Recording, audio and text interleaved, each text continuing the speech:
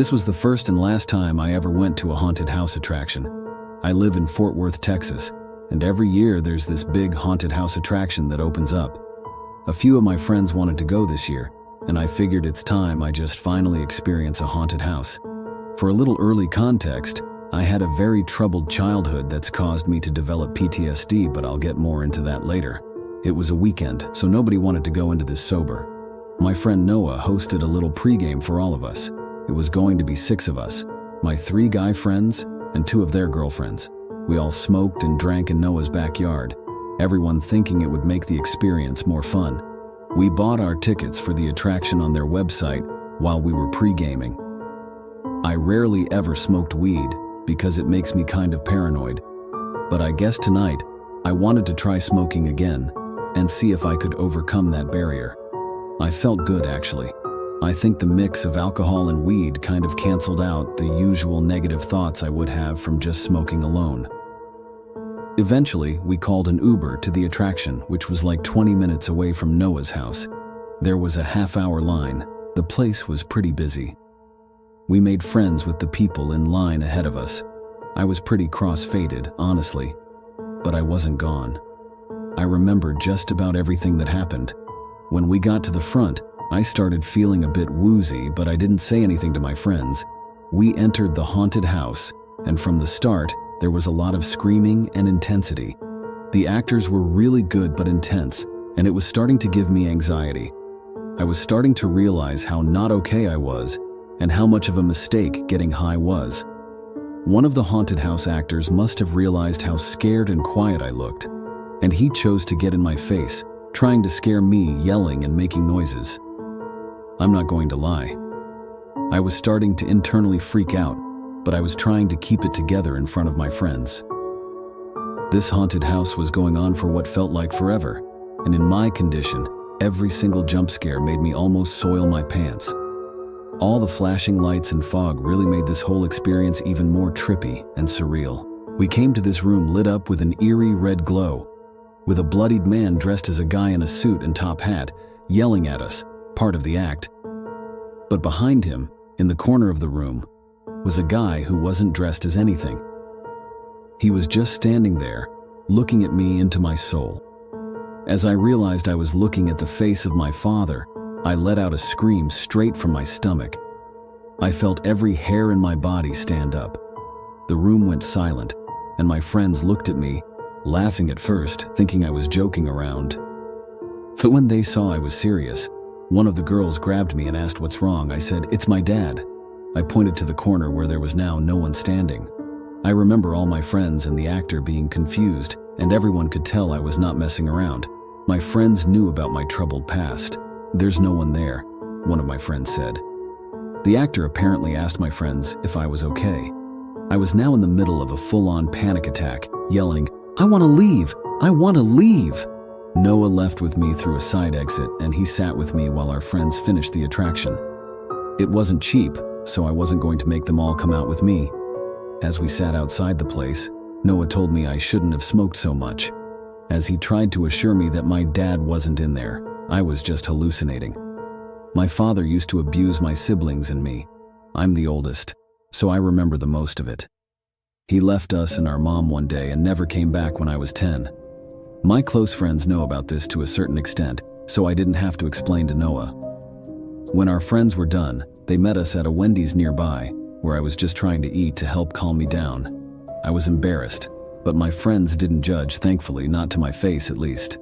I went home earlier than everyone else. I didn't want to spoil their nights. When I got home, I knocked out right away. I guess because of how drunk and high I was that night, I was having a nightmare about the scene at the haunted house and my father standing in the corner of the room. He was saying, "Wake up, Charlie." And I did wake up. I woke up in my dark room in the middle of the night to see my father towering over my bed, looking down at me with his eyes wide open. It was literally this towering 9 feet tall version of my father, bending down with his body contouring in an impossible way.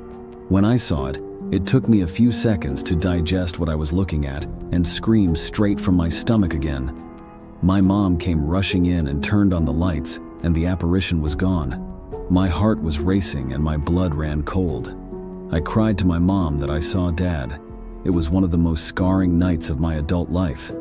I don't touch weed or any substances anymore besides light alcohol, and I'm never going to a haunted house attraction again.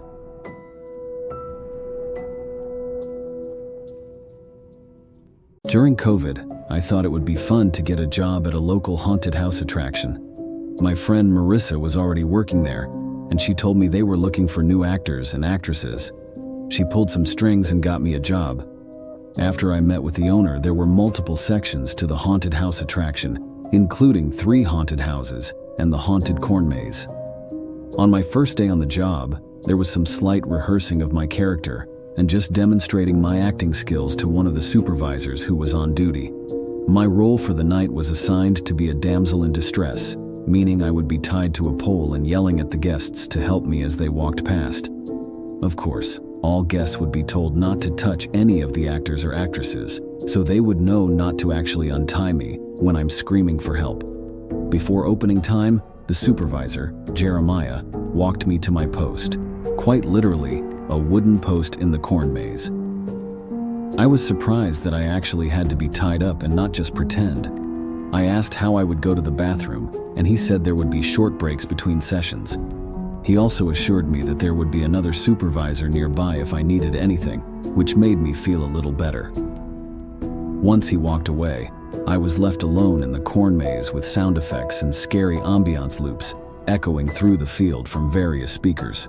Pretty soon an air horn sounded in the distance indicating that the attraction was open. I started to get into character, nervous but excited. Since I was more in the middle of the corn maze, there were long gaps between guests. Sometimes I could hear someone brushing through the crops nearby. I turned around and saw 2 men emerging from the crops towards the pole I was tied to, the same 2 men from before. Something wasn't right. I broke character and told them they couldn't stray off the path. One of them laughed under their mask, and they started speaking in another language, possibly Russian. One of them inappropriately grabbed me while the other kept watch. I started screaming for help, saying this wasn't part of the act. I called out that I was being assaulted. Moments later, a supervisor emerged, and by then, the 2 men had run away. I was untied and escorted out of the maze. I called my parents, and they insisted I leave right away. I left, and Jeremiah and another supervisor assured me I'd be paid for the night. They understood if I didn't want to come back, but to keep them in the loop. But it wasn't over. On my drive home, I was extra cautious to make sure I wasn't being followed. I noticed halfway home that the same white car was behind me the whole time. I started making turns down random streets, and when the white car stayed behind me every single time, I knew I was being followed. I decided to find the nearest police precinct, and they followed me the whole way until I pulled into the parking lot. Then they kept driving. I never saw the car again. I sat in my car for 10 minutes before finally turning it back on and driving home, confirming every few seconds that I wasn't being followed. I didn't return to work at that haunted house attraction again.